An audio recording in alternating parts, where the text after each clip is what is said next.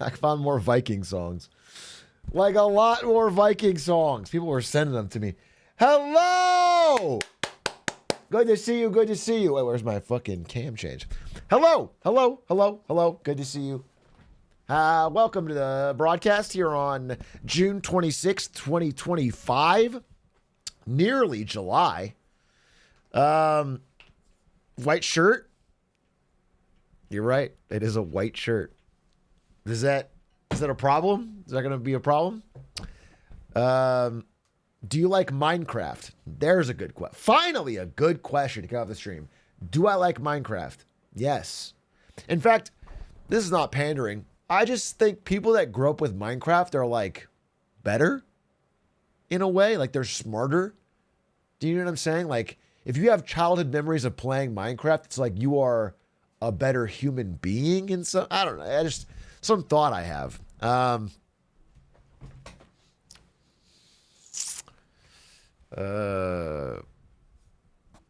You know what? I like this guy.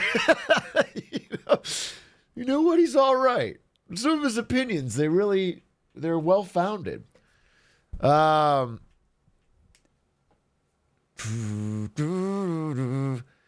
Echoes. There's a new summoning salt. Maybe we will watch that. Holy chicken jockey. I'm not going to watch it this second, but I just want to see if there is. Summoning Salt YouTube. You're telling me there's a brand new... No, there's not. Oh, there is a Melee one from 7 days ago that I haven't seen. I mean, there's not a new one like today. But there is a 7-day ago one. That looks, that looks cool. That looks fucking cool as shit. Yeah, I'll check that out. Plus, there's a new Almost Friday that I can't wait to watch with you. So, we're eating good. We're up. How much pomade in the hair, big dog? You're not going to believe this, but zero. There is zero product in my hair right now. Not a single damn thing. Is that good or bad? Is my hair too greasy? You know what it honestly is? Here, I'll give you my exact hair routine for whatever few hairs I have in my head. I went and played basketball in the hot sun. I got really sweaty, and then I washed my hair with very little shampoo.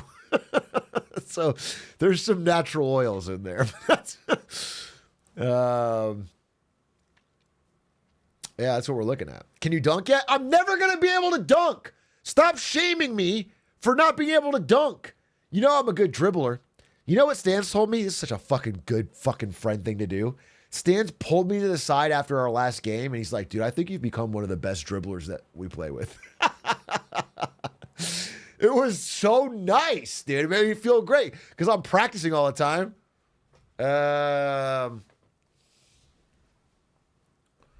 It was great. I'm the white Kyrie. And I do believe the earth is flat. Just separately. I just separately also think the earth is flat. The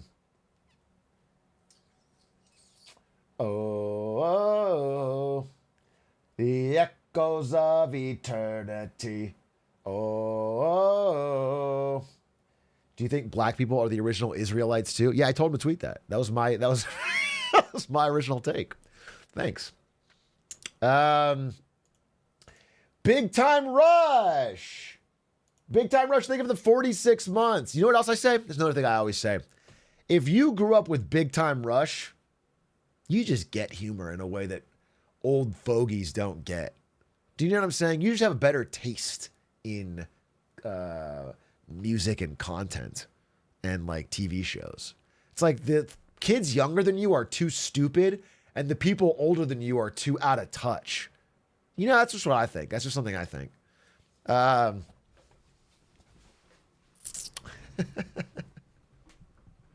feel that. I feel that.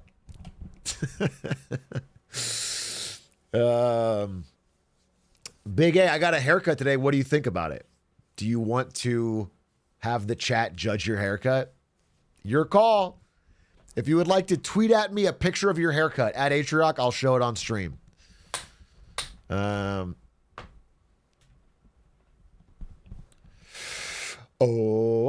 you going to see the new Superman movie because of your Smallville addiction? I'm not addicted to Smallville. It's not a chemically addictive show.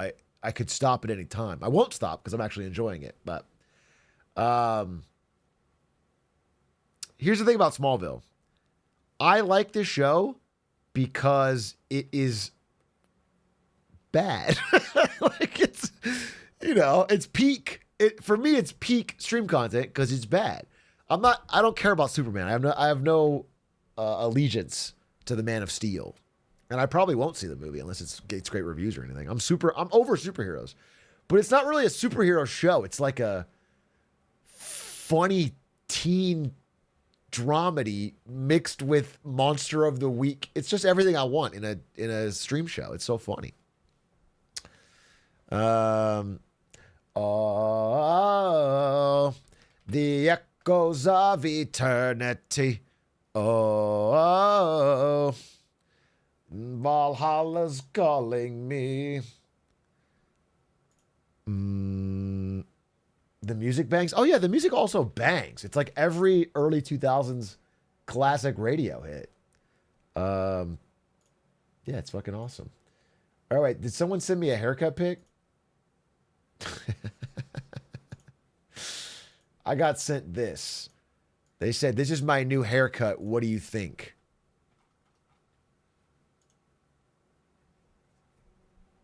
Somehow I don't believe that's you.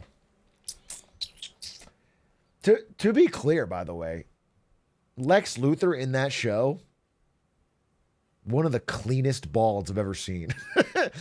One of the best rocking of bald that I've ever seen. It's a beautiful bald. It's I don't know if it's his head shape or what, but he just pulls bald off in a way that few could manage. New Almost Friday, we're gonna watch today. Anthpo went on Colin and Samir and quoted you. Then Colin and Samir said that quote over and over again like you're a genius marketer. It was so funny. That's not exactly how it happened. I did see the clip. That's a very kind interpretation by you. That's not exactly how it happened. But it was very nice that Anthpo brought me up on... what was the quote? I said, if you work, you twerk, and you jerk. That's a full day. That's a hell of a day. And Anthpo repeated that. And Colin and Samir said, wow, that's the smartest thing I've ever heard. Who said that? Atrioc? He's a genius. He might be the greatest streamer and content creator of all time. And then they got matching tattoos of it.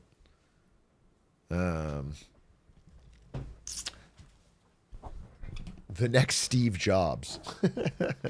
We doing any AoE today? I don't know. I started a little late, so maybe not.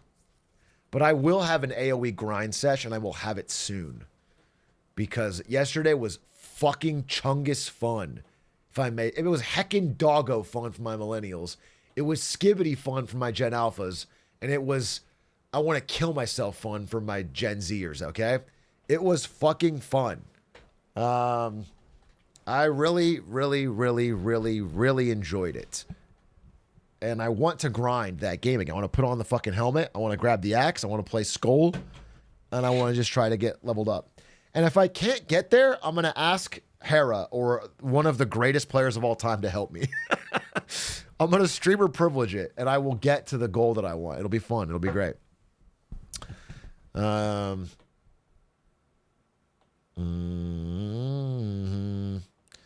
The echoes. The NYC mayor guy, Mamdani, was born in 1991. Why do you keep saying he's young? Are you making a joke because I was also born in 1991? Is that the joke that you are trying to imply? Me and Mamdani are young, okay? Unk. He's younger than Doug. True. I was born in 95. Hello, fellow 90s kids. 90s kids, we rule. You guys will never know about the fucking sweet treat the 90s was. Okay, sweetie? You'll never know the pre 9/11 joys, the American bliss. You guys understand that in 1999, 4 out of the top 5 movies were all about how much it sucks to have a great job and a steady life. Like every fucking movie that came out was about how boring it was to have like a stable income and guaranteed pension and so just understand how different things have gotten. Ba ba ba da ba. The echoes of it. 9901 was peak cringe content in the arts. You're calling 99 to 01 peak cringe content in the year of our Lord, the Minecraft movie, Thunderbolts, fucking... What? There was so many good movies in 9901. There was like incredible movies. There was like, I think of the top box office hits of the top 10, like 8 were original, new films. Nowadays, the top 10 box office hits are like Kung Fu Panda 12, The Minions 14, the fucking next Pixar sequel. Okay, it's insane to say that, dude. That's an insane take. That's insane.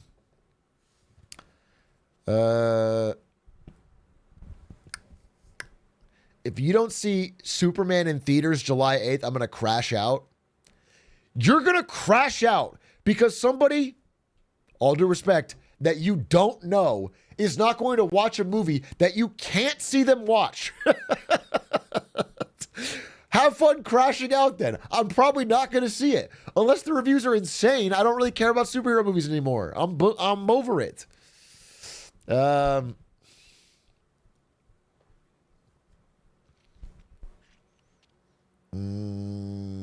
The echoes of eternity. Oh, he says he's watching Smallville. Timothy, you don't understand. That's how this conversation started. So you're jumping in with your little Smallville quip, not knowing that that's exactly what we began with. You're going. He says this as he watches, but that's what prompted this whole dialogue. It's already been addressed. Oh,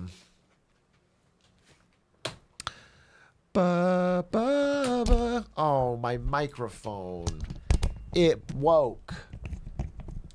It fucking woke. Watch the F1 movie? So I thought about it. I did think about it. Has anyone seen the F1 movie? Do you have any thoughts or takes on it? My vibe was it looked very, not even a negative way, but like kind of dad coded. You know, in the same way of like Ford versus Ferrari or, you know, it's a dad movie.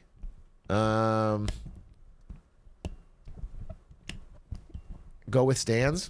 I had lunch with Stans today. It was very sweet. It was very nice. Talked about life. You know, he's close to having he's close to having a kid. He's going to be a dad. It's so knowing Stans as long as I have, it's so wild to think that dumbass is going to be a father. And you know what's crazy is I think he's going to be a good one. But I've seen him like, I don't know, passed out on the ground after a fucking 20-hour League of Legends session where he lost points. I've just seen him like, tell stories about he's stealing beans from the place that he worked when he can afford the beans. And now he's going to be, I think, a good dad. It's wild to me. It's fucking crazy.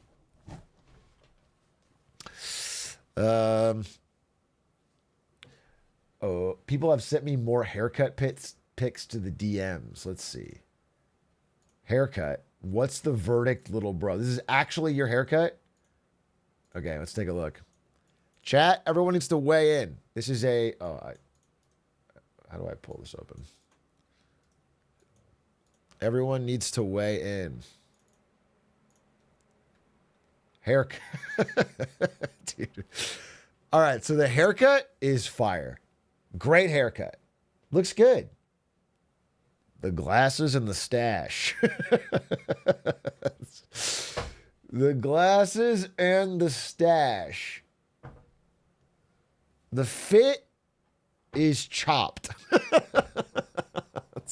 I'll say it. I'll say it. The fit is chopped, but I think the haircut's great.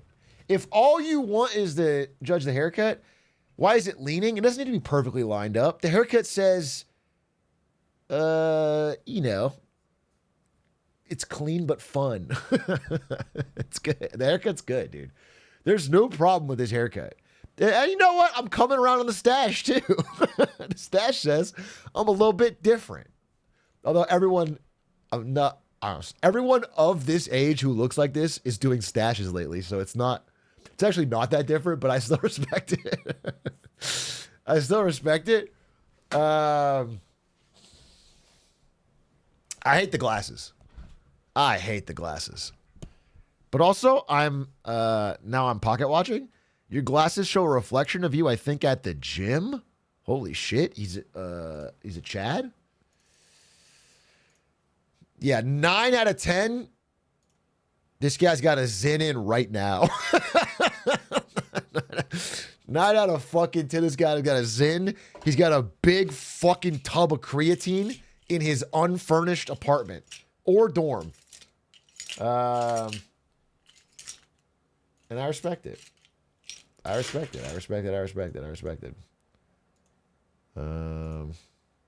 All you need? Is that really all you need?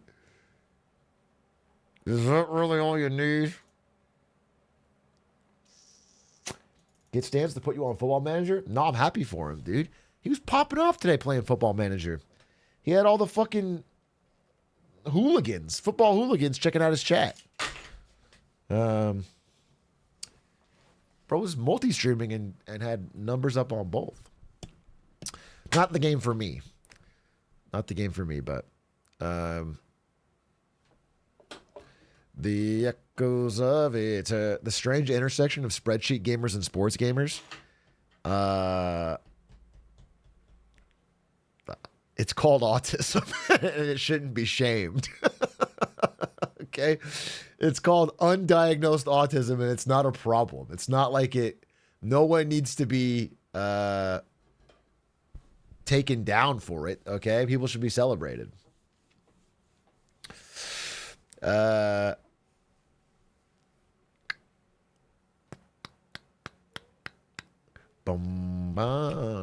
I think you mean sports gambling. I don't think sports gambling's unless I'm actually joking with you or something, but I don't think it's an autistic thing because sports gambling is really more of a fucking desperation thing. Oh, God, you know, it's first of all, it's very normy. It's everyone does it, and then it's, yeah, it's more of a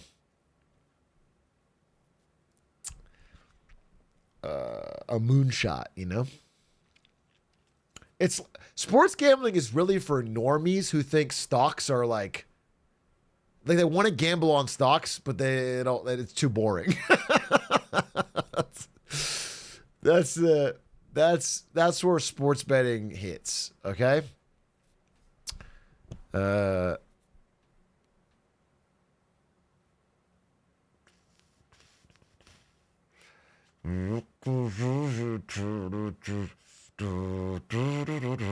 What's the biggest bet you ever made? Bet on myself. That one's for God. I don't know the biggest bet I ever made.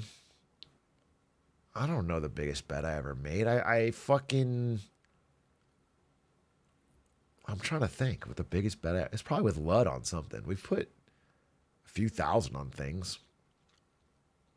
But, you know, the thing about the big bets with Lud is that we all secretly know we're just going to even it out over time.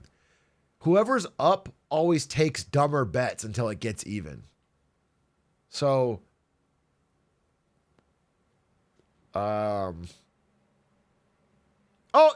actually, no, exactly. The biggest bet I ever made was taking 15% of all the money I had on Earth and putting it into fucking solid gold. On a fucking geopolitical hunch. Ba ba ba da ba.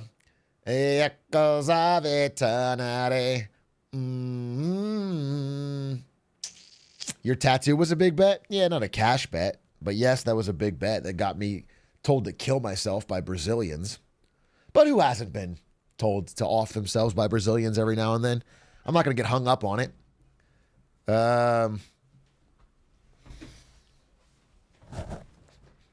It's a rite of passage.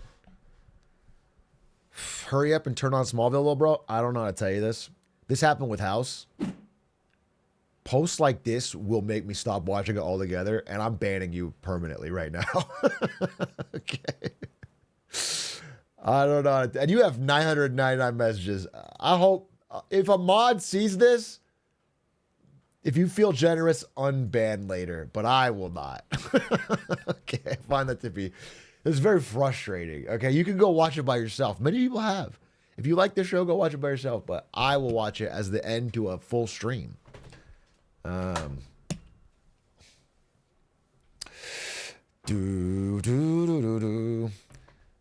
echoes of it. Timeouts exist? Yeah, but the only thing, I don't know how to, actually, I do know how to do it. I just like banning. It feels, when you hit the ban button, it crosses out all their messages with a line, and it looks fucking fire. It feels like you're doing something. Timeout just feels nothing. It's nothing. It's like a finger wag. Dude, I actually have like a presentation today, but I might want to add a slide or two. It's not a big one. It's not a big one.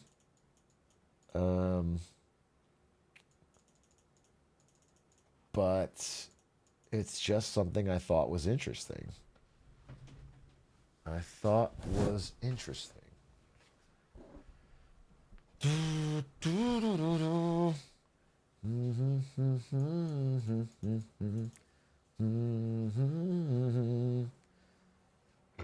Okay. Do it on the fly, McFly. It doesn't really work like that because if you don't have the slides, then there's no visual for the video or the editor. Hey, Big A, why is artificial scarcity allowed? Do you have an example? What are you talking about? You mean like De Beers hiding diamonds in a vault to pretend like there's fewer diamonds than there are? Is that your example?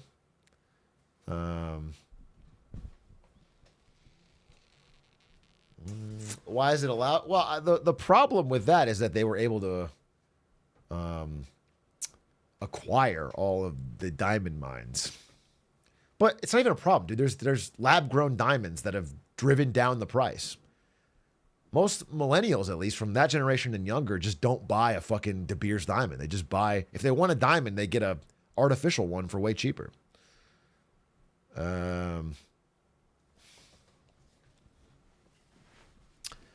I want blood on my diamonds. I don't want that fake shit. Interesting.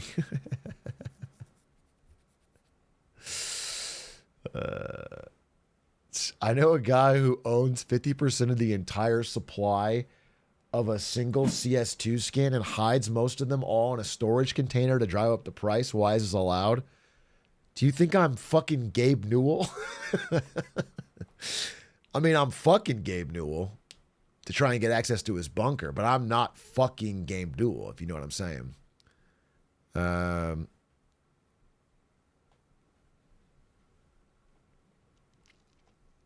least Aiden, you think? Yeah, I don't know. That seems like a fucking game problem. Or if it's even a problem at all. Just don't get that skin. You know what I'm saying? There's a gajillion skins. Just don't get that one. Are you so desperate for that particular skin that he's price gouging you? But I need it. It's not like it's medicine for something you have. It's just a Counter-Strike skin. One of a zillion. As Jay-Z said, y'all spend real money on fake watches shockingly. This is funnier to me because this is a first time chatter. I like that because you just kind of like showed up to the group and like came in with a line. You know what I'm saying? You came in with a line. You didn't come in with a. I like that. I like you're coming as a cool guy. I respect that, Two-Face. I respect that. It's a power move. I picture you like leaning up against the side of the bar. You know, you got like a toothpick in and like a hat pulled over your eyes, and we're all talking about something stupid, and you kind of just come in with a line. It's like, who's this guy? Who's this guy? This guy's cool. Anyway, I'm sure you're going to be spamming Glizzy as your next 10 messages, but I appreciate you for now.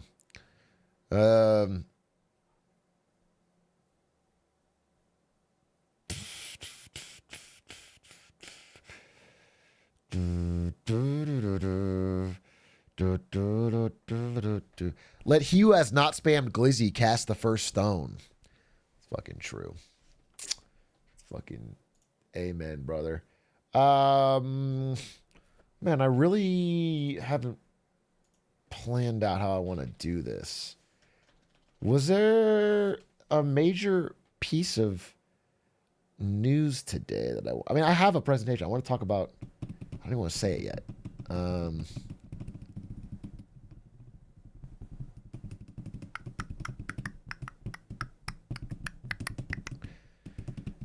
Trump says he signed a deal with China. Bro has been saying that. Not news. Not news. He said, I mean, we don't even really have the one with the UK. There's no deals. There's no actual deals. Oh, this is such a small, stupid story. But I want to talk about it anyway. And you guys probably don't even know who this fucking is. But do you know who Anna Wintour is? Wintour?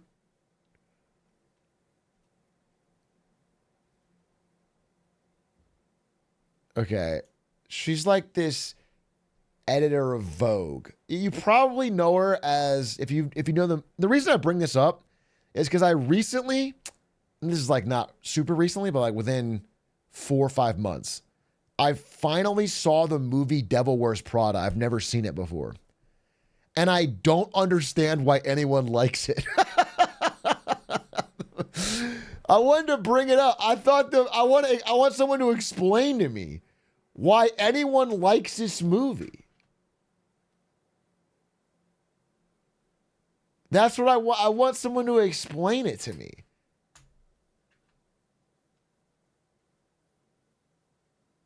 It's Whiplash before Whiplash?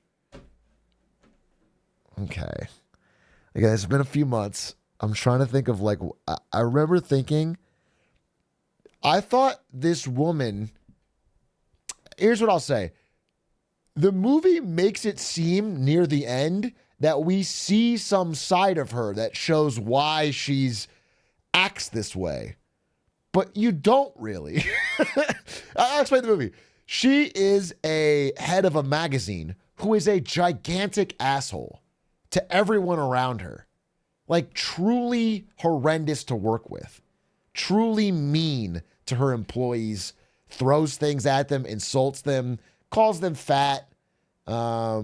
Just horrible. Just a horrible boss. And then, you know, they kind of like at the end go like, well, she's under a lot of pressure. It's like, she's like ruined so many people's lives. So I thought that part was bad, but also every character in this movie is really unlikable. Like even the main character, Anne Hathaway's boyfriend, is such a whiny bitch. He's like his girlfriend gets the opportunity for this big job, and so like she can't, you know, she's like an hour late to his birthday or something, and he won't talk to her. He won't fucking talk to her. He's like, you fucking changed.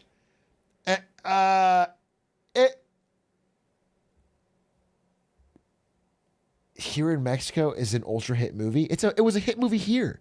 Devil Wears Prada was a massive hit. And I always thought, oh, it's Meryl Streep. It's probably a fucking incredible movie. And then I saw it and I was like, why does everyone like this movie? And then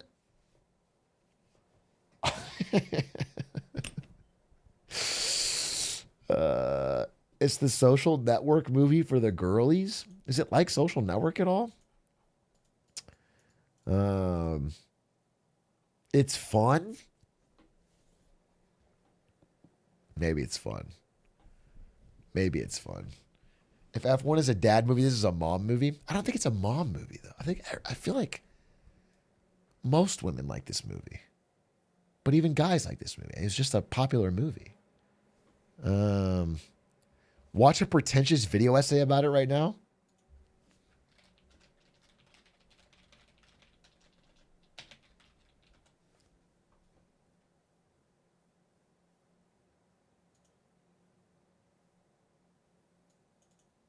Okay. I couldn't find a video essay, but I found someone on R Movies who agrees with me. So that counts as proof. I found someone, I just Googled Devil Wears Prada boyfriend, and I got this thing that says, Andrea's friends and boyfriend suck. And they do. Her boyfriend and her friend Lily acts like getting into the fashion industry is an atrocious act. They act like she's selling drugs. They do. All her friends act so fucking weird. And then there's this one time, I remember this scene that was pissing me off. She just got this new job, all right? She needs the money. And she's got her phone out and her boss is calling her. And then her two friends steal her phone and start monkeying in the middle, throwing it around. After she brought them like $800 worth of free gifts. And she's like, give me my phone back. Please. She asked very nicely. And they're like, throwing it away. And then finally she crashes out, like, give me my fucking phone. And grabs it. And they're like, wow. What the fuck happened to you, Andrea? You fucking changed. You're so stuck up now. It's like, just it's so fucked up.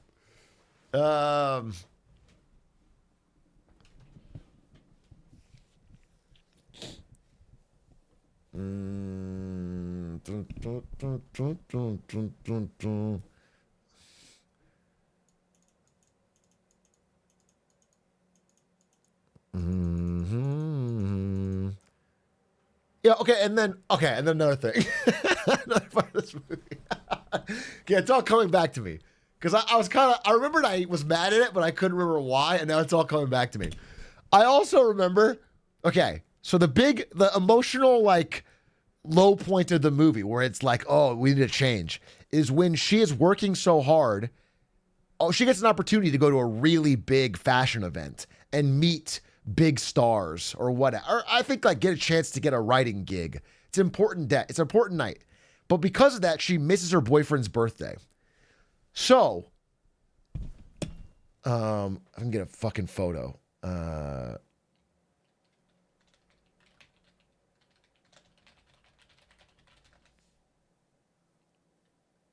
Anne Hathaway, Devil Wears Prada.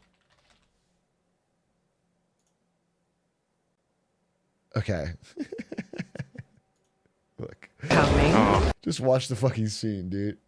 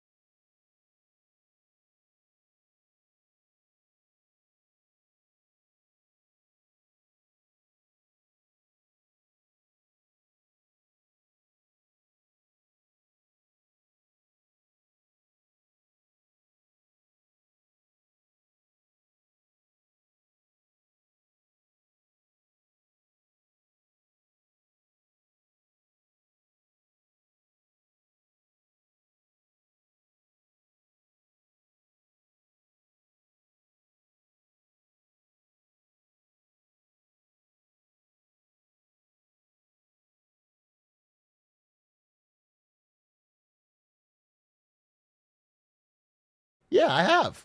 Yeah, I've seen the whole thing. Yeah, I watched the whole studio. I think I recommended it to people in this chat. I think a lot of people, that was their first time hearing about it. Yeah, it's great. I love that show. It's really funny. It's like really, really funny. Speaking of really funny, let's watch Almost Friday. There's a new Almost Friday. Why fucking not, dude? I'm a little bit.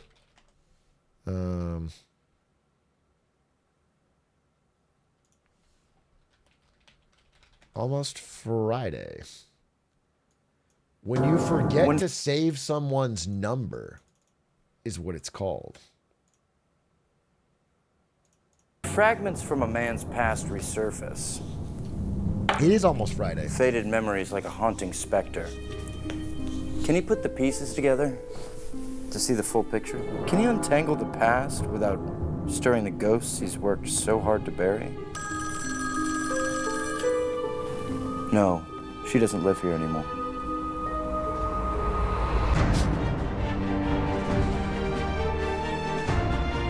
Last week one was great. Last week's Almost Friday was one of their best ever.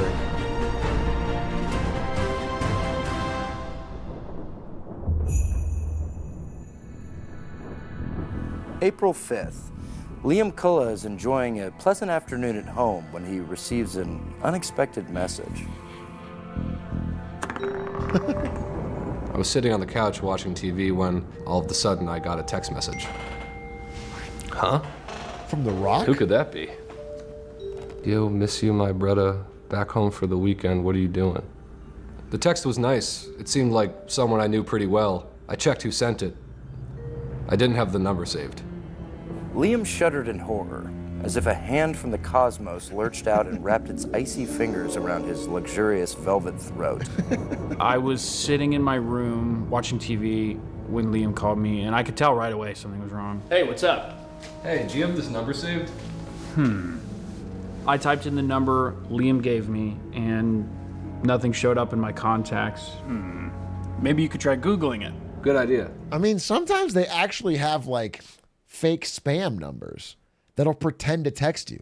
It'll be like, dude, I feel like I've got one of these recently. It'll just be like, yo, last night was crazy.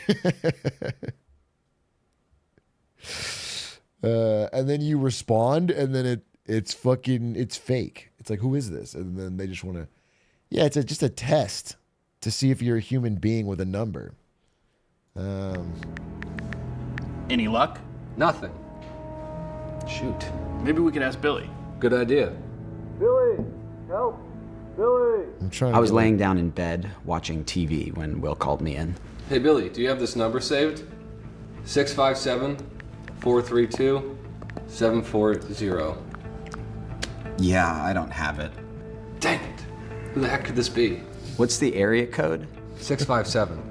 So it's definitely someone I know. When Liam told me the area code was the same as his, I felt really bad. Because it's clearly someone he knows. I felt useless. You never want to let down a friend in need, so I had to try just one more idea. Why don't I call the number from my phone on video? That way, we can see who it is. Liam and Will were playing a dangerous and sexy game, conjuring the ghosts of the past. But sometimes, when the stakes are this high, you gotta go all in. All right, Liam gave me the number. I typed it in. I'm gonna call him now.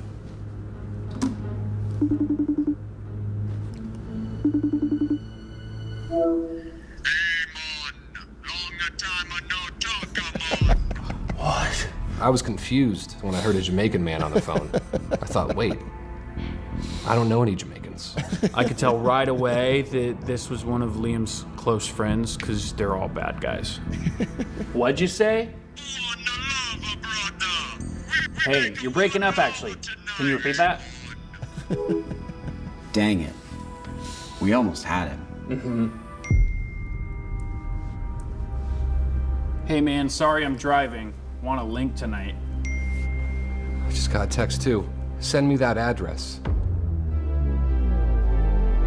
What are we gonna do? I have to respond now. You only have one choice. You have to just ask who it is. Hey, sorry, man. I lost your number. Who is this? Kind of an asshole move. Gonna big time you like that? It's Josh. Oh, it's Josh. Oh, Josh. When I realized it was my buddy Josh, I was relieved. I'll text him back. Oh, nice. I'll grab some beers. I'm in the same spot. Confronting the past can be a daunting challenge. Is that it? Fortunately, Is that- Liam was able to solve his mystery. Or so he thought.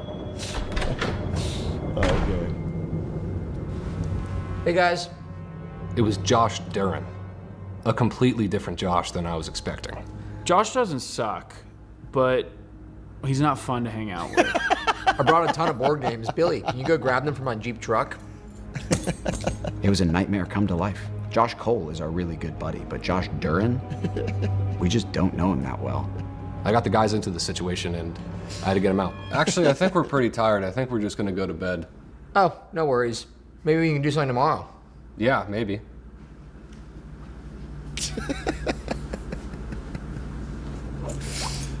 Poor Josh Duran, Yeah, I dude. He was wants to play really board glad games. Liam decided to lie to Josh. I didn't want to hang out with him. Sorry about that, guys. Liam, I don't want you to worry about that. This doesn't change anything between us. Thanks for the help.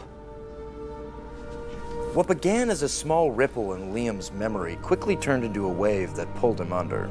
He was no longer a messenger. He was a receiver, and the door was wide open. And some doors, once opened, simply can't be closed. And just remember, when you lay I can't down, believe that's put your it. head on the pillow tonight. This could happen to you. What a stupid fucking sketch. You ever think you're a Josh Cole, but you realize you're a Josh Duran? I mean, I like board games, so.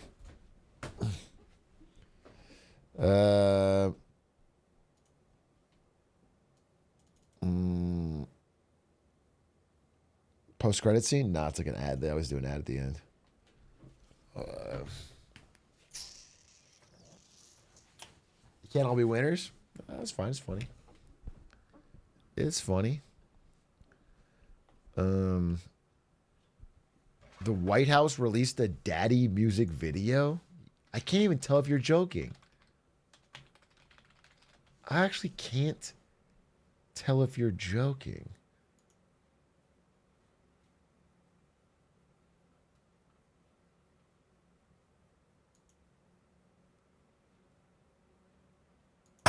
I just wanna get you. Oh my God, they really did. Anyway, yeah, Mark Rutte, General Secretary of NATO, called Donald J. Trump daddy. And I guess they're leaning into it. W edit. Yeah, I mean, obviously I'm full MAGA now. Now that I've seen that daddy's home, I got chills. Not as bad as a tan suit. No, not nearly. Was that on the official White House page? Yes. That was from the White House official verified account. And then the caption for it was Daddy's home. Hey, hey, hey, daddy.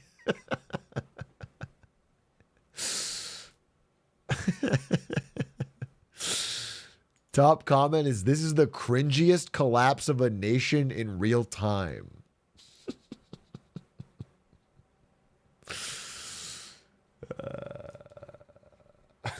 That's fucking crazy.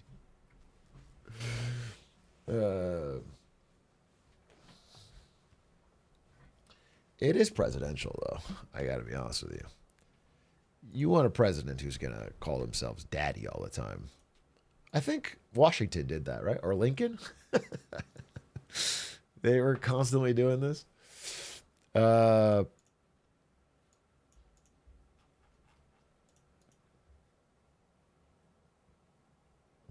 Do you think there's a politician leader who could pull it off without being cringe?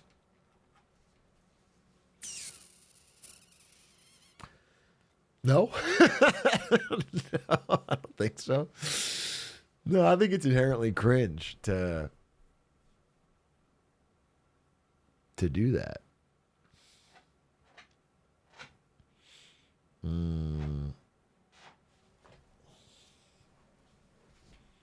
Obama in a beige suit could.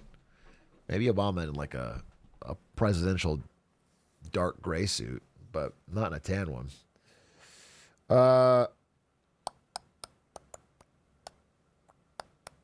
Our glorious leader Xi could. Oh, dude. I mean, if you don't live in China, it would be funny. But if you lived in China and Xi Jinping started posting daddy's home fan cams, you would think it is degrading the office. I think we should watch Summoning Salt, is what I think we should do.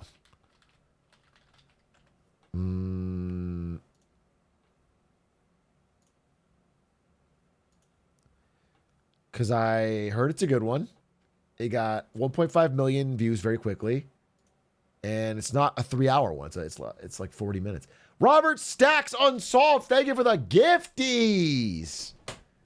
Thank you for the gifties. Much appreciated. PogCham. Can I villain share this one? This video contains Wait, villain share the Summoning Salt? What could be bad about it? I want to watch it. This would be cool. flashing lights that may affect viewers with photosensitive epilepsy. I'm going to give my viewers seizures. That's cool. That's a cool thing to do. Ideally, some of you will have a seizure while watching this, and then we'll have Viewer discretion is advised. Super Smash Bros. Melee. It's one of the most popular fighting games today. True. Of course, it's best known for its competitive multiplayer, but the game also has a single-player mode with different minigames. I spent so many hours The in most this. famous one, Target Test, colloquially known Living in fucking cold-ass Germany. On a NATO base, actually, for example. Just playing the single-player Melee by myself. as Break the Targets. It's pretty simple on its surface. You must break 10 targets through a course in the shortest time possible. Melee has 25 characters, and each one has their own Break the Targets level with 10 targets scattered around. The layout is usually tailored to the character's specific moves and abilities, sometimes resembling a level from that character's original game. Melee keeps track of your fastest time on each of the 25 levels, these were fun. as well as your total time added up across all levels, known as your Okay, so I think I have seen one of these in my life, which was maybe the Falco one, where they did some absolutely banana shit to kill all the targets. I thought they did it in like 2 seconds. total high score. Players fell in love with Break the Targets when the game came out. Thousands of players spent hours on each level. They posted their fastest times online. Shortly after Melee's release in 2001, the world records on each of the Are they not individualized levels in the new Smash Bros? Like in Ultimate, is it all the same characters shooting the same targets? Because in Melee, it's a different level for every character. It's all the same now? That's so cringe. 25 levels added up to about 4 That's minutes. so cringe. And that number plummeted quickly. The community-wide there's total 80 high score characters, I went see. down second by second, gradually getting closer to 3 minutes. By February 2008, the total high score was all the way down to 303.88. And then, things really slowed down. Over the next 10 years, 2009 through 2019, the total high score only went down by an average of 1/3 of a second per year. They went from Is he going to start this video in COVID? lowering it 60 seconds in 6 years to just 3 seconds in a full decade. It was approaching a limit. These levels had become so optimized that they'd run out of time to save. After all, there were only so many options for going faster. As of 2019, the community-wide total high score stood at 3 minutes flat .87. Okay. Just 1 second away from the sub-3 barrier. Okay. Yet at the current rate of improvement, it was unclear if they'd ever make it there. On February 15th, Of course they will. since records were so hard to come by, players in the Smash Stadium Discord talked about setting cash bounties to lower certain Break the Targets records. Okay. But then, Sock Dude threw another idea out there. Not Sock Dude. What if they offered money for every frame of improvement until the total high score came down under 3 minutes? Save State was the first to contribute, offering $10 per frame for every frame up until sub 3. And from there, it started to snowball. Sock Dude and Moody, the #1 and #2 ranked players in Break the Targets, offered $10 and €10 per frame respectively. Okay. Before long, there was a total of 1,600. I mean, I like the idea of top players putting in a bounty for people to try to beat them. That's kind of cool. That shows a real competitive spirit. $58.90 riding on this, or roughly $31 per frame. Multiple Reddit posts were made, building excitement for Melee players around the world to take on the challenge, the quest for sub 3. But for all the excitement around the bounty, there was also skepticism. These records had been optimized and nearly perfected over the last 18 years. Bro, to make it to sub 3, there is no speedrunning record that would survive COVID. The idea that it's so impossible to improve, they're probably going to end up, knowing Summoning Salt and the length of this video, they're going to end up at like fucking 2 minutes by the end of this. Players would have to find a way to save 53 frames across 25 levels.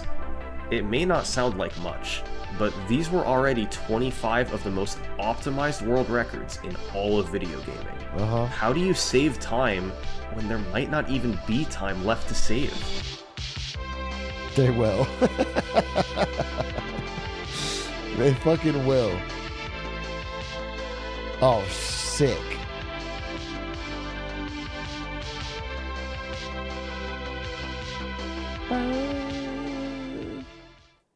Hey there. I don't believe we've met before. I'm Summoning Salt, and I'm here today because I Face reveal! Introducing. Face reveal! He's handsome. Look at that nice suit, too. He's mogging us. For the very first time ever, the Summoning Salt VHS collection.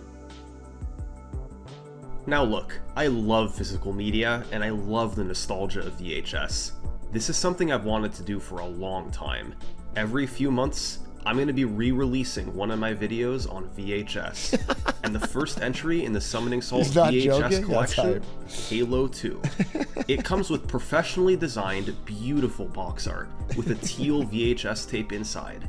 Of course, the tape itself is playable, featuring my 2023 upload, cool. The History of Halo 2 World Records, edited to 4:3. I even updated the video, showing off what's happened to the world record since the original release. The only place to watch that is on... That's stupid. That's not stupid. No, I think it's a cool collector's item. Don't put your updated speedrunning record on VH. Nobody has a player, dude. Nobody even has a player. This tape. I want to do a whole bunch of these going forward, with all my classic videos getting a release.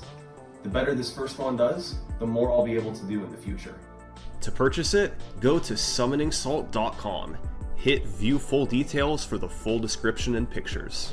It's available for $34.99 for the next 14 days only, then it's gone forever. Start your Summoning Salt VHS collection today. That's summoningsalt.com. Only available for the next 14 days.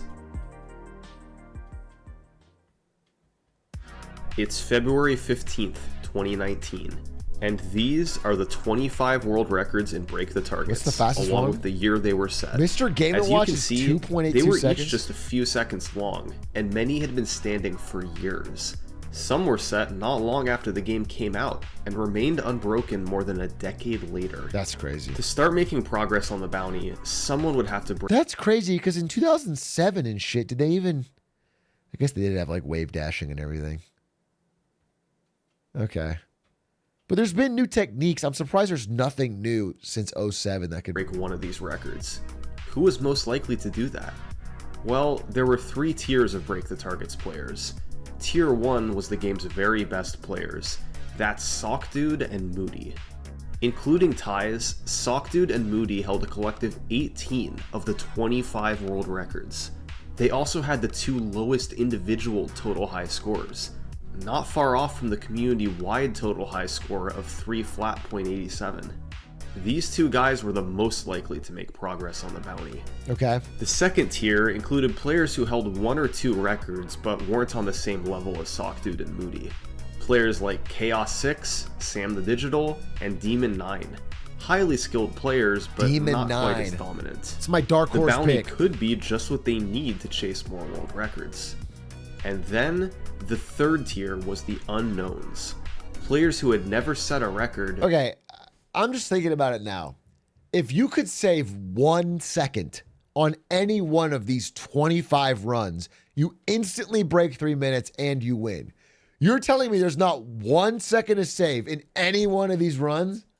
But with money on the line and the chance to be a part of something greater, they were going to do all they could to take even a single frame off of one world record. The run's like 5 seconds? So you had the favorites, An 8 the second run go to underdogs, 7? and the unknowns. Not impossible. Within days of the bounty's announcement, the community was buzzing, an activity level that hadn't been seen in years.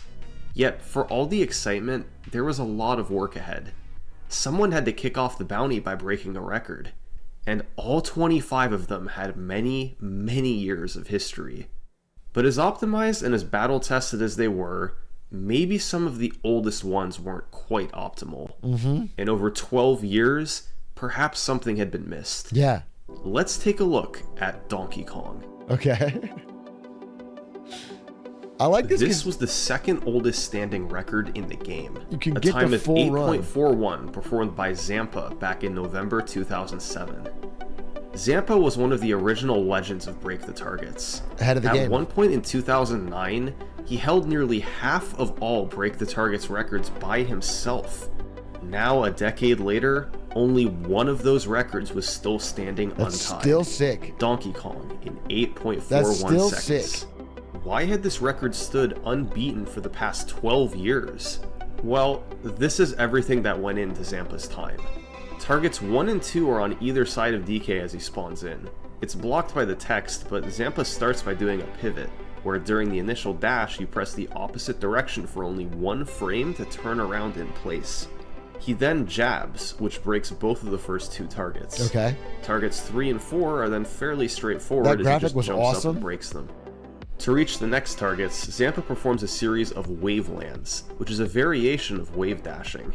By doing an air dodge into Real the ground metalheads after know? jumping, you essentially cut off each jump early and instantly land, then become actionable again after just a few frames. This let Zampa do several jumps in rapid succession. Just after hitting target 5, he performs another move called an edge cancel. You usually have lag upon landing, but you can cancel that lag by edging? entering the teetering animation that a character gets from being on the very edge of a platform. So, he lands as far to the left as possible to teeter, then buffers a dash right to keep moving as quickly as possible. The next 3 targets are straightforward. He breaks targets 6 and 7 in the air, then he does a neutral aerial to break target 8. Okay. Finally, Zampa does another edge cancel after target 9, then does a fast fall by pressing down while falling, and then hits target 10 with another Perfect. neutral aerial. Flawless. Stage complete.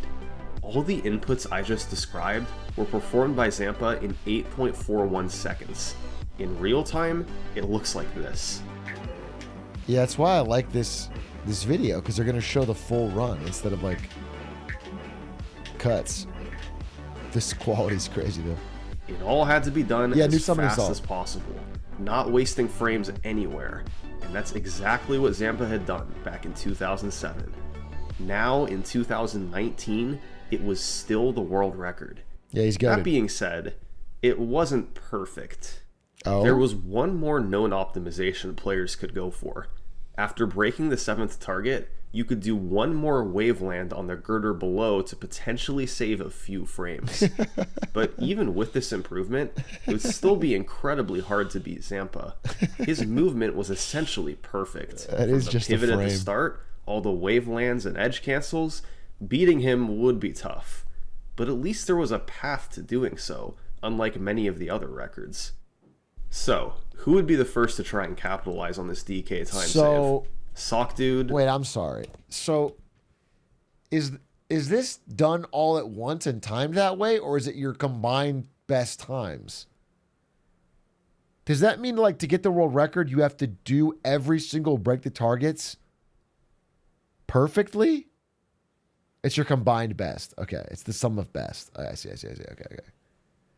You don't have to do it like all in one run live. I see. They're doing, okay, I get it better. Okay. I was like, damn. Like that means you have to do that run perfectly. Okay. Save one frame to do everything else perfect. That would be impossible. Okay. Or Moody, or perhaps an underdog like Chaos 6? Nope. Okay, so really it's all about someone finding a better route on any level. That's what this is about. Okay, I see. It was Jerry 3333. Okay. Now, Jerry wasn't really an unknown player. He'd set a few records in the past, but he didn't hold... Okay, that's harder than I thought. Because I figured, like, whatever human had the last record, like, made some mistakes. You just do it better, you know? It's like, you have to just do 1 second. But it's not... Okay, I get it. Any records when the bounty was posted. Yet, he recognized an opportunity on DK, and a couple weeks into the bounty, he started playing it heavily. After 10 hours of playing, he plateaued at 8.48, just a few frames off the record. To improve the rest of the way, Jerry would have to be perfect. All the moves had to be done as fast as possible. He continued over the next few weeks, struggling and posting his progress in Discord. And finally, on March 19th, Jerry 3333 did this. Oh, it looks so much nicer. Waveland? Boom! Jerry saved exactly 1 frame over Zampa. It was just enough to claim the first reward Give of the that bounty, man his money! $31 to Jerry. It took an entire month to get there, but finally there was progress. And Zampa's ancient world record improvement from Jerry. Nobody, not even me, saw that coming from Jerry. Jerry talks about himself in the third person. World record was obsolete. Now, here's the crazy part.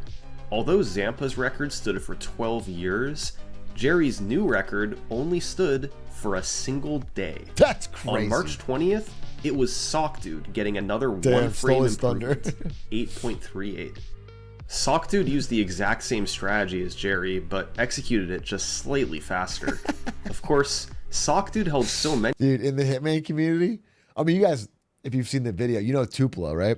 But Tupla is known as like the -1 assassin in the Hitman community, because anytime someone invents a new strategy, he just steals it, does it better, like executes it better, and gets 1 second faster.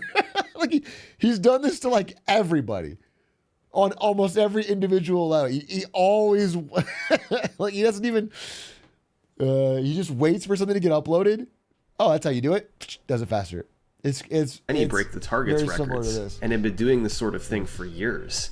It wasn't surprising that he was able to pull through with a faster time. So after a little over a month of the bounty, the first 2 frames had been collected. 51 frames to go. Where to look next? Well, some of these older records seem to have a bit of potential. So let's try another old one. Bowser. 1 frame down. This record was also set back in 2007, just 4 days after the long-lasting Donkey Kong record. It was a time of 8.20 seconds by a player named Marth1. We need to talk about Marth1. Okay. He is the closest thing Break the Targets has to Matt Turk. From 2004 to 2013, he set world records on 22 of the game's 25 levels. That's pretty fire. He had insane versatility, jumping from character to character with no loss of skill. Many of his times stood for years, even over a decade, and players had no idea how to beat them. Despite mostly being done by 2007, his total high score still ranked 3rd in the world in 2019. That's pretty incredible. In that huge length of time, that's pretty incredible. Only Sock Dude and Moody had been able to pass him. Of all Marth1's world records, perhaps his finest was his Bowser record of 8.20, still standing more than 11 years after it was set. And a big reason why is because of a concept not found in most other levels: RNG. What? To break the first target at the start, you jump up and hit it with a flame. Each flame Bowser shoots randomly comes out at one of 65,536 angles, located between 35 and 55 degrees. Because of Bowser's positioning when you jump, you need to randomly get a flame that's high enough, or else all the flames will go underneath the target. To increase your chances, you can jump further to the right, making it more likely a flame will contact the target. But the more you move to the right, the more time you lose, as ultimately you want to move left for the next targets. In Marth 1's 8.20, he barely moved right at all, meaning he had to do a lot of restarting. Beyond that, you also need good flame RNG to break the third target, and then you have to deal with the flipper. Hard enough, it's essentially random. You need it to knock you up to the left, and that's determined by extremely precise positioning with the control stick. You must hold specific directions on consecutive frames. It's known as smash directional influence. So, that's effectively 3 pieces of RNG in the first 3 targets. Well, Smash DI's not This random. was a daunting record to try and beat. But in early April, Chaos 6 started playing Bowser.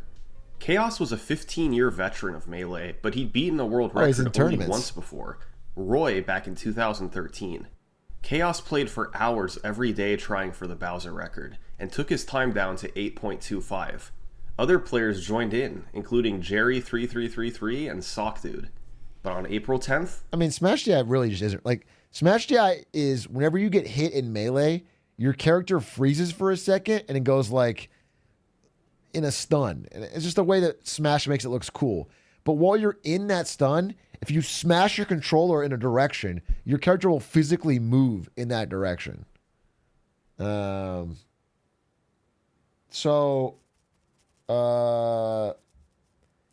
like pro players use it all the time. Like you'll hit them with a shine or something, and instead of going a little bit right way, they'll go super far. It's so hard, it's essentially random. Yeah, but it's not. I just don't think that's true. People do it consistently in tournaments. Joined in, including Jerry3333 and Sockdude. But on April 10th, Chaos beat them all. Well, maybe it's different with this thing.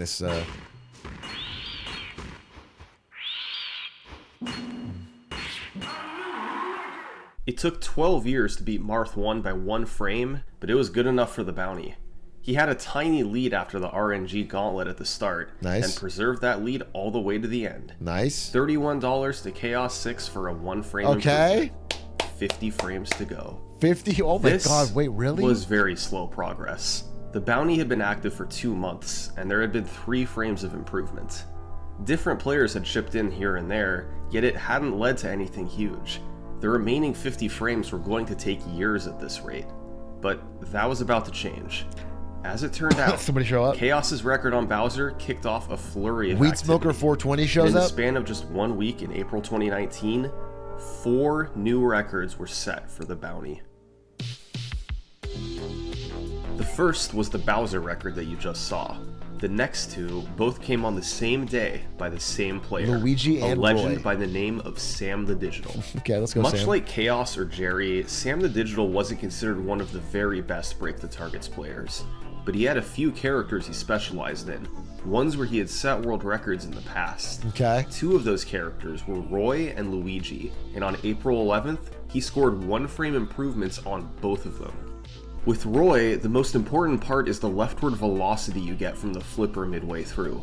Like Bowser, you more or less need to flick the control stick and hope for the best. Okay. In 2 frames, you go from up and right to full left. Sam the Digital was 1 frame ahead by the time he boosted off the flipper, and he preserved that lead over the final 5 targets. That was sick. New world record. That was a sick run. Then there was Luigi. This is an interesting one since the level is so short. All 10 targets can be broken in just over 3 seconds. You press A on the first frame to break target 1. Jump, then re-jump, and press B to fireball and break target 2. Okay. Fast fall, then fireball target 3. Slip off the GameCube, wait a few frames, then fast fall, double jump, then do a back aerial to break both targets 4 and 5 at once. Cancel rightward drift by briefly holding left, then time another fireball to break targets 6 and 7. Fast fall again, drift left, then down plus B on the first frame possible while standing far to the right to break targets 8 and 9. Okay. Finally, slide to the right and break target 10. That's a fire run. In real time, How do you must do all of that in 3 seconds. Boom, boom, boom. Boom. That's sick. Now, the only way for Sam the Digital to save time here was to do everything frame perfectly. Every move and input on the first possible frame. And on the same day as his Roy record, Sam the Digital managed to save one more frame. So that's perfect then. That one can't be Through improved. 7 targets, he was even with the record. I don't see how you can beat that. But Sam landed further left on the bottom, meaning he hit both targets 8 and 9 on the same frame. The previous record had to wait an extra frame for target 9 to move closer to him. Goofy ass That slow. made it 2 frames across 2 fights, and $62 for Sam the Digital. Although he didn't care about the bounty itself too much, he was just excited to see the community so active. Through April and May, a few more frames were saved. On April 16th, a relative newcomer named Mega Cortification saved a frame on Young Link. This is a very unique level, as 7 out of 10 targets are broken by a boomerang. These boomerangs always travel at the same speed, so the only place you can gain or lose time is on the other 3 targets and your movement between boomerang throws. Okay. You throw a boomerang at the bottom, then at the top, after double jumping and grabbing a bomb, you must throw a second boomerang at the perfect angle. It has to bounce off this edge, then go behind Young Link and hit the enclosed target. The difficulty of the 4.87 world record came from this boomerang throw, combined with the movement from just before it. But on April 16th, Mega Cortification came through with a 1 frame improvement, thanks to throwing the second boomerang 1 frame sooner. Okay. Then in May, it was Sam the Digital who broke the Bowser record again, and this one was notable. It was the first world record for the bounty by more than 1 frame. He saved a whopping 2 frames on Bowser. The time save all came at the start, as he landed on the first platform 2 frames ahead of Chaos 6's record. He then broke the final 9 targets in the exact same amount of time. After a few months of the bounty, somewhat surprisingly, Sam the Digital was leading the charge. Sam's the GOAT, bro. But it was still progressing at a snail's pace. These were all 1 to 2 frame improvements, with 45 frames to go. It would really be helpful if players could find a way to save a chunk of that time. Did any of these records have the potential for that kind of improvement? Well, ever since the inception of the bounty, there was one character that players had their eyes on. Because even though his strategy was so difficult, there was believed to be room for some serious time saving. Sheik players, rise up! This is Fox. Oh, okay. First, an epilepsy warning, as this level has flashing lights. For many years, the record on Fox's stage was stuck at 6.68 seconds by Zampa, set all the way back in January 2008. It was a hard record to beat for one specific reason. Fox has an extremely technical level. There's a huge variety of moves used, and just executing the lasers break the target? Brutal. After breaking the first 3 targets, you have to climb a big wall as quickly as possible. That's done by doing a double jump, a wall jump, then an upward air dodge. It's very easy to lose frames here, especially on the air dodge. Okay. Then later, there's the wall jump before the 7th target, where you barely have enough time to build up the necessary speed. Zampa's record did a great job with all this, which is why it stood for 11 years. 11 years would be a good time. Just before the bounty, in 2019, a group of players made a push to beat it. They found a new strategy for the tough wall jump, and after a few new records, the time was down to 6.52 by Sock Dude. Now, that seems like it may have pushed it out of contention for the bounty. How is it a new strategy? A very recent record set by the game's best player. But if there was one person who had what it took to beat Sock Dude, it was Moody. Let's go, Moody. Show me what you got. Moody had been doing this for a long time. He was setting world records as far back as 2006, first specializing in Kirby before moving on to other characters. Now, 13 years later, the only player ahead of him was Sock thanks Dude. for the gifties! Moody thought he could get a little bit more out of the Fox record. Whoa, the key was going to be Reese's how Pieces. fast he could scale the wall No at the start, chat messages, and how effectively 20 he could do the gifties? later wall jump. Fucking On July thank you. 20th, Thanks for 2019, 20 bandos. Moody did this. This was a 3-frame improvement to the world record, the biggest claim to the bounty so far. But he was actually a frame behind the world record after the climb. He made up a ton of time with his movement around the wall jump. So you could get one more. So there was still room to go lower. And a few days later, he got one final improvement. 6.40, Sheesh. another 4 frames off the record. That made it a total of 7 frames shaved off in just 5 days from Moody. Okay, Moody's the This go. is what happens when an elite player gets his hands on an unoptimized record. The 1 frame improvement. Okay, let's not call it an unoptimized record when you're saving 3 frames after 12 years. It's pretty optimized. It's like very, very, very optimized. It's Improvements from lower runners were great, but Moody had nearly matched their combined It's not efforts like it on was just shitty. one level. These big chunks were exactly what the community needed. Finding more like this was going to be crucial. Which of these other 24 levels would be a good candidate? As it turned out, Samus had some untapped potential too. Much like Fox, it was Samus. considered a difficult strategy, with an enormous amount of moves in rapid succession. Doesn't Samus have like The existing record super was wave slightly dashes and shit? unoptimized, and it followed the exact same script as Fox.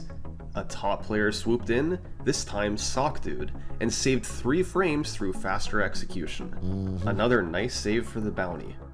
We're seeing a pattern. The underdogs and unknowns had chipped in here and there with 1 to 2 frame improvements, but Sock Dude and Moody were taking it a step further.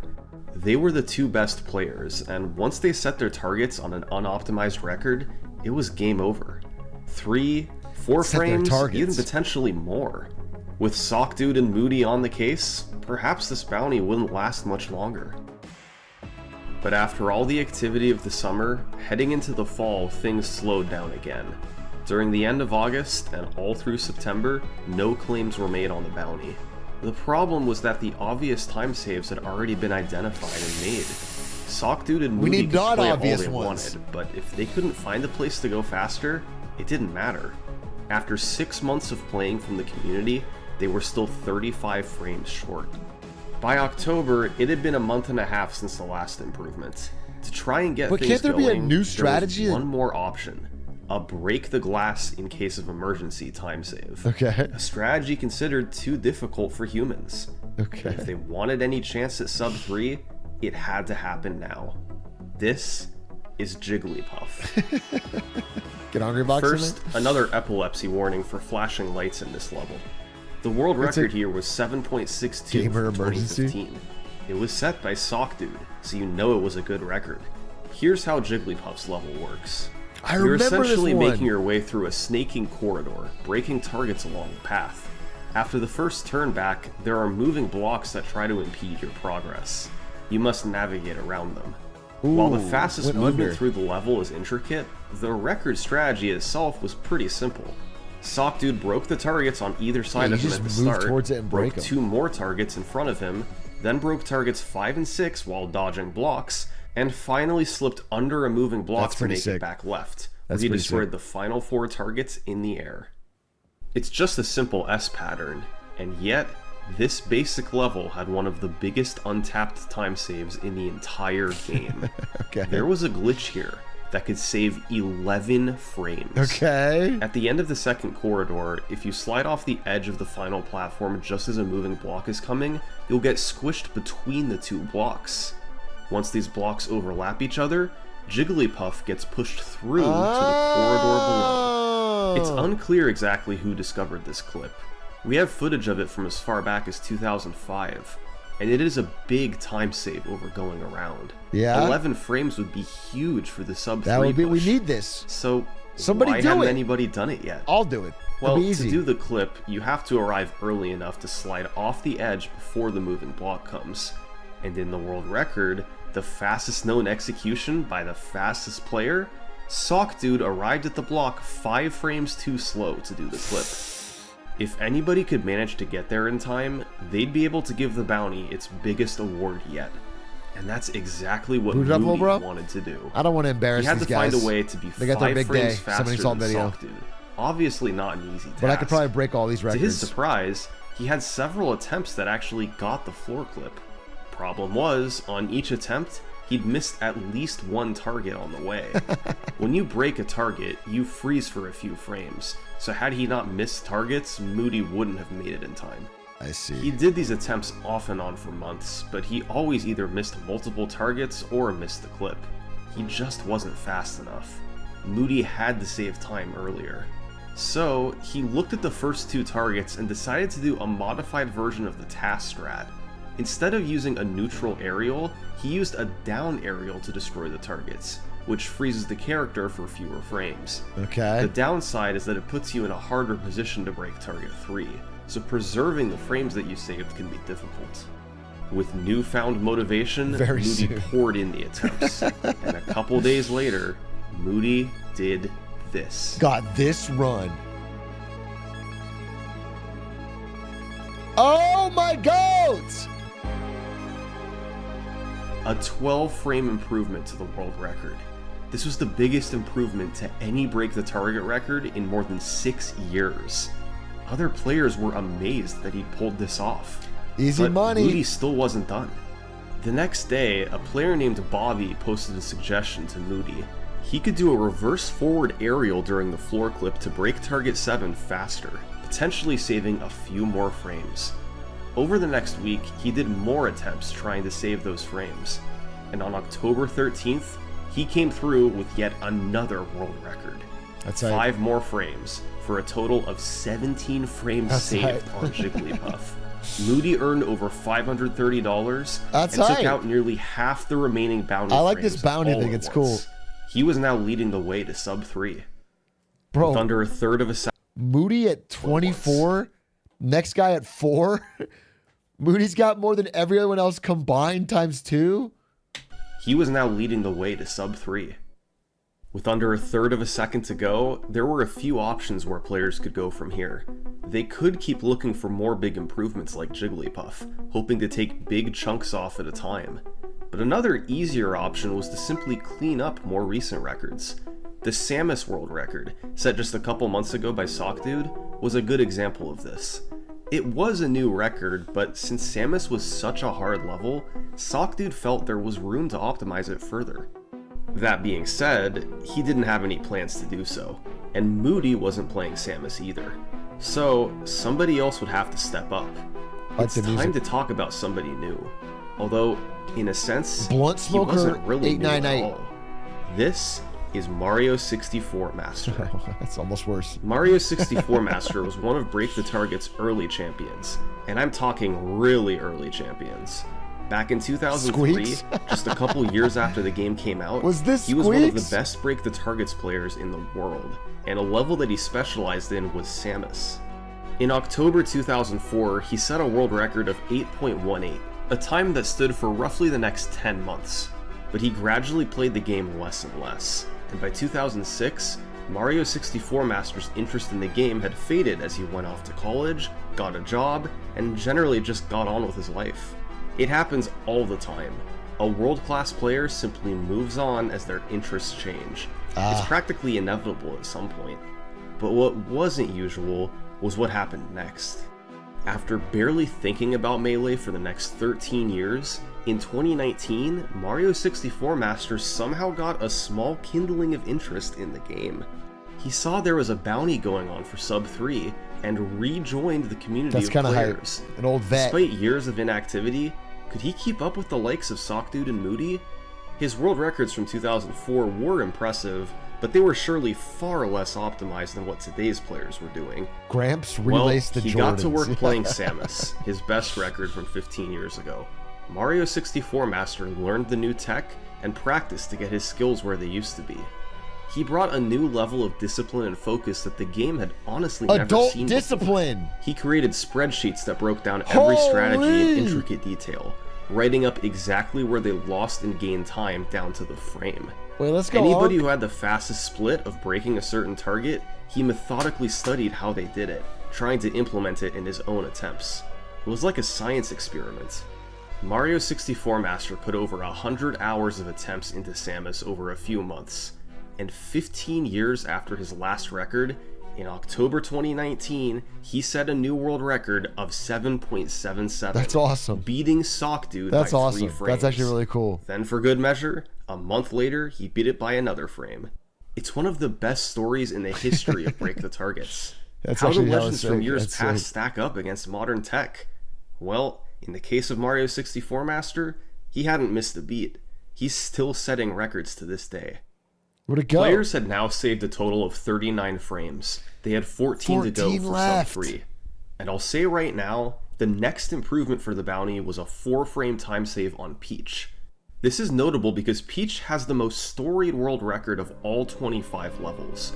So much so that it was detailed in a video by Practical Tasks.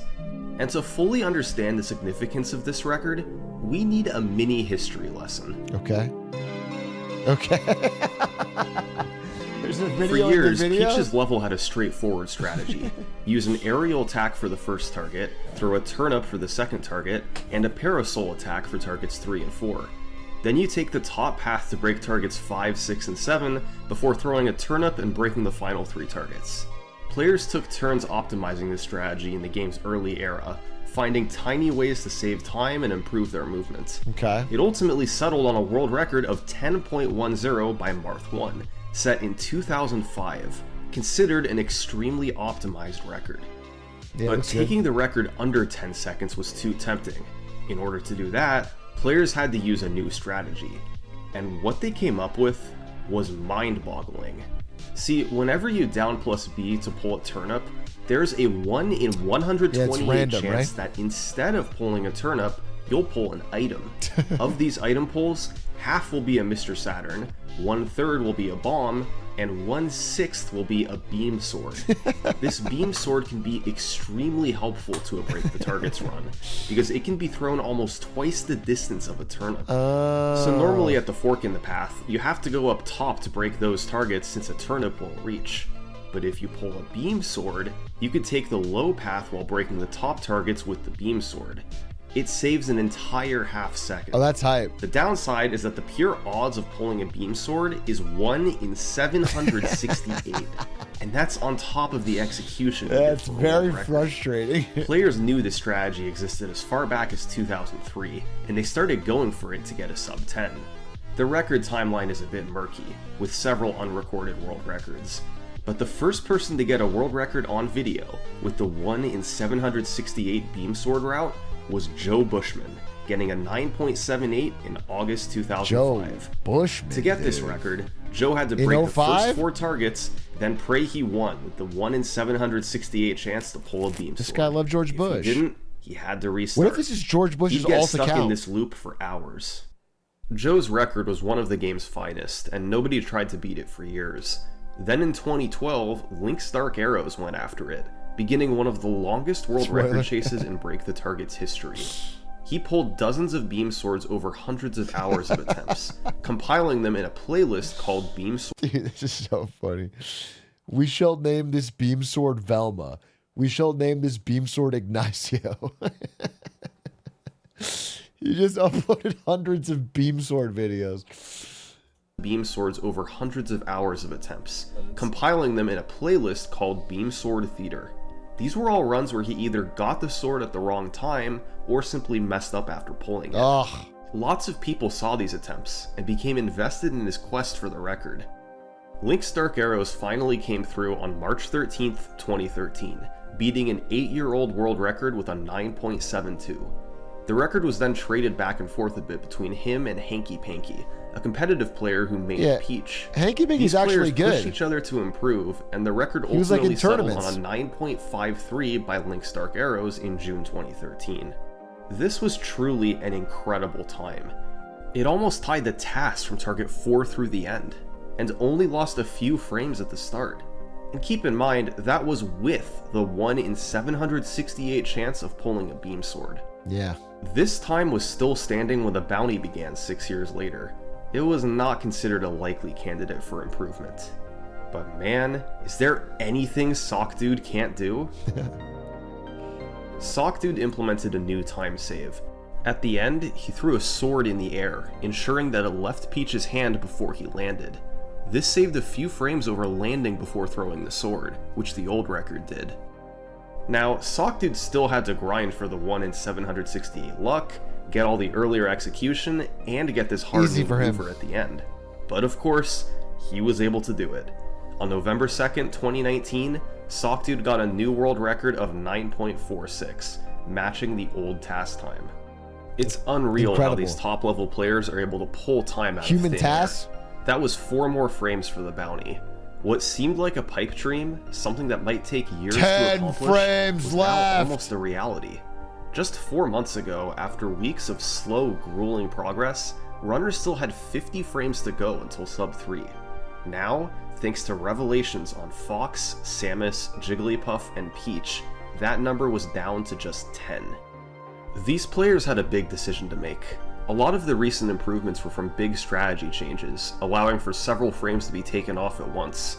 But those had really dried up, and now the big improvements would naturally be harder to come by.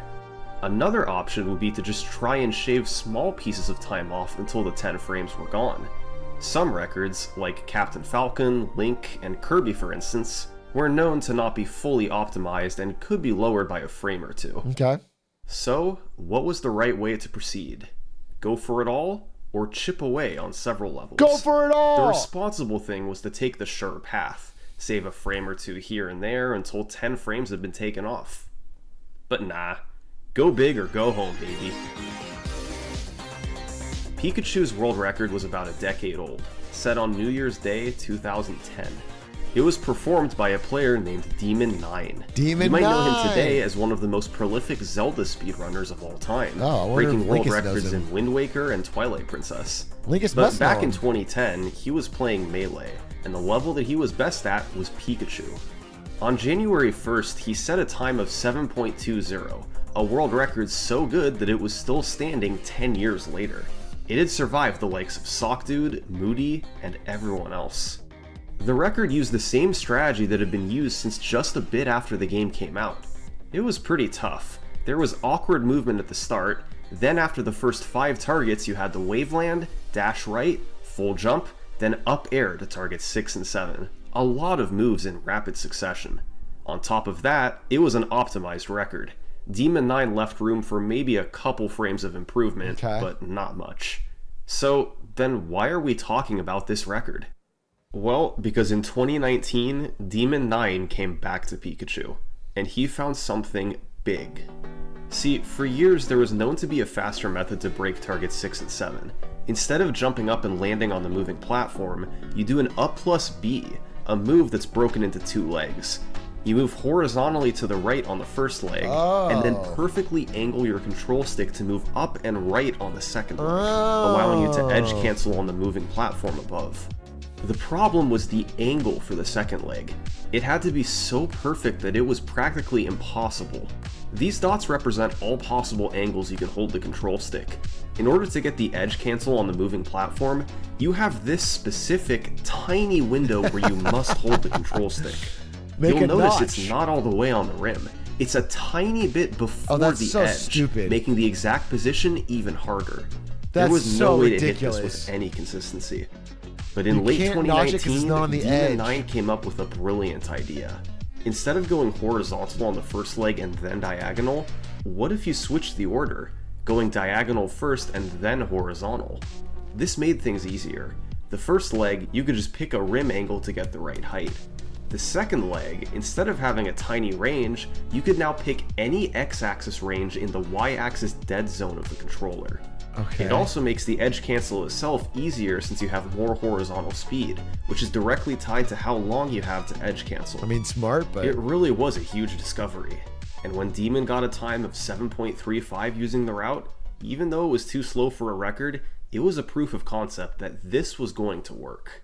And not only was it faster, but it could potentially be enough to end the bounty on its own. let's go. This was the path to take the total high score under 3 minutes. Someone's And gonna although swoop in there and had do already it. been a burst of Sock, activity dude. for the bounty, there was about to be an even bigger one, as we were going to find out who would get the glory of finishing off the sub 3. Moody and Sockdude were the obvious candidates here. Mario 64 Master and Sam the Digital had a chance. But also now, there was Demon9. He'd found the new strat. Nah, he and found was the record strat, but I holder. don't think he's the one that Maybe can he do could it. pull it off first. The current record was 7.20. We need 7.03 for sub 3. Jerry. Over the following days, there was a huge rush to try and get it. Many players threw attempts at it, hoping to be the one to break the sub 3 barrier. Oh, he did do it. on January 1st, 2020. That's cool. Just a 1 frame improvement, yes. It bled time all over compared to the previous record, but the new strategy saved so much time that he made up for it. It came exactly 10 years to the day after his previous record. This new time was set on New Year's Day 2020. Okay. As usual, the congratulations poured in, this time with a big sense of anticipation. The bounty wasn't done yet, but everyone could tell what was coming. Yeah, they're gonna get 9 it. frames to go. 9 frames to go. The community-wide scramble continued, but the very next day, it was... Axe? Axe is the best Pikachu player competitively in the world. The only person to ever win a major tournament with Pikachu. And a nice guy in real life. The community-wide scramble continued, but the very next day, it was Demon 9 coming through again, this time with a 7.10. It was similar to the last record, but with a slightly faster start. It saved 5 more frames. 4 frames to go until sub 3. Demon had all the momentum, but either way, clearly something amazing was about to happen. The past 10 months were about to reach their conclusion. And later the same day as the 7.10, another world record was set. Okay. Moody.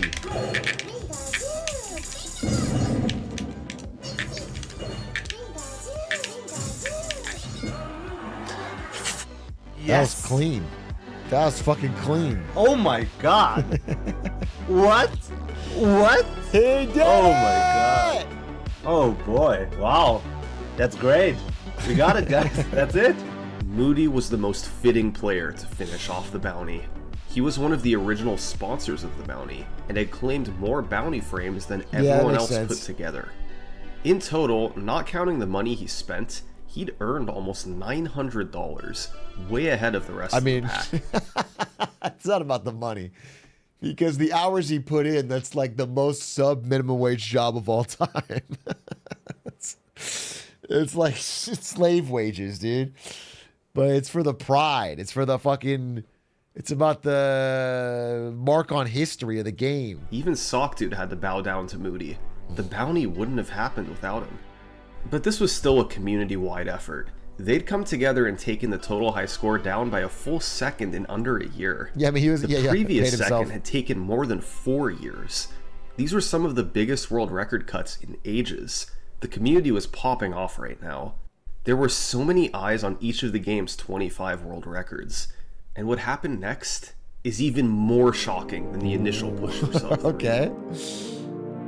A few weeks later, Demon 9 came back and reclaimed the Pikachu record. The next day, Sam the Digital broke the longest standing Break the Targets record, Captain Falcon from 2006. Okay, beast. A week later, Sockdude took another 2 frames off the Pikachu They record. kept going? And then, Sam the Digital took a frame off the Link record and 2 frames off the Kirby record. In just a few weeks after the bounty's finish, another 8 frames had come off the total high score. The bounty had revitalized the community. The momentum was still going.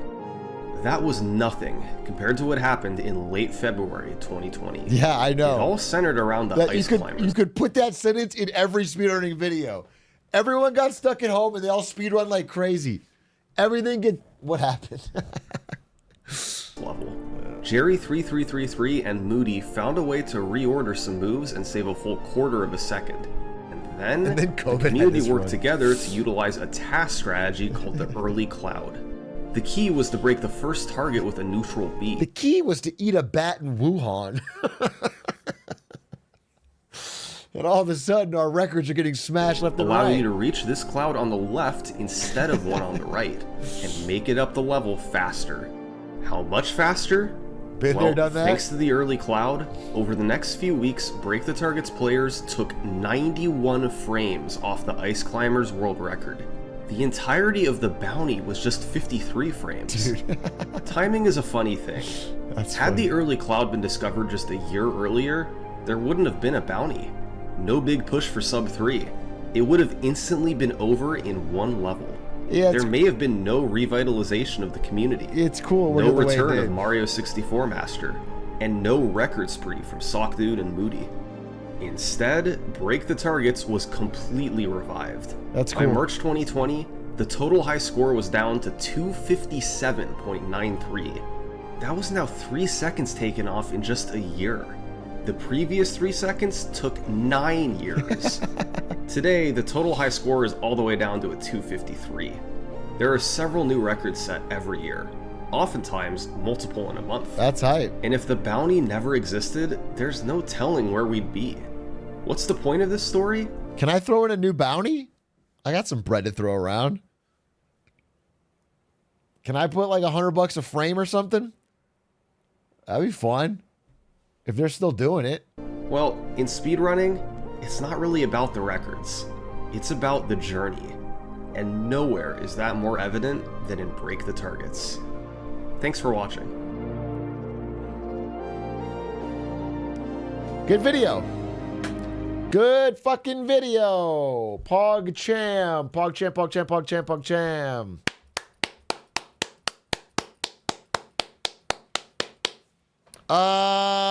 Listen, chat. I might have to call it today. Might have to call it today. Might have to call it. Unfortunate. Yeah, I want to watch Smallville too, but I need to do some stuff. Today was just a lot of stuff. And I'll tell you what I have to do. I have to finish the final lines of the voiceover for the Hitman $2,000 contract video. I have to do it. Zinjo leaves like on Monday. If I don't do it now, it won't get in the video. It won't go out. I have to finish it. And I didn't finish it today, and I need to finish it. So I literally have to do it.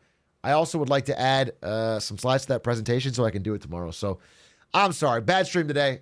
Just watching a video with you. I'm sorry. Not really a stream. I'll be back tomorrow. It'll be a much better stream. Ideally, I go live earlier. But I need to finish this. So I'm going to raid Zane in honor of Melee. And I'm glad I stopped in. I'm glad I said hi, but I really didn't have anything prepped today because I've been working on stuff today. And I did have a couple meetings that could be really fucking awesome.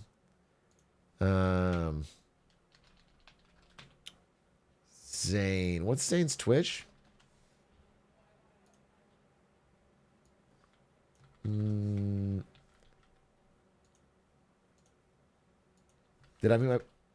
There you go, right, Zane. Give Zane some love. Thanks for watching. Sorry for the short and underwhelming maybe stream today, but back tomorrow with a presentation and more. Goodbye. Thank you.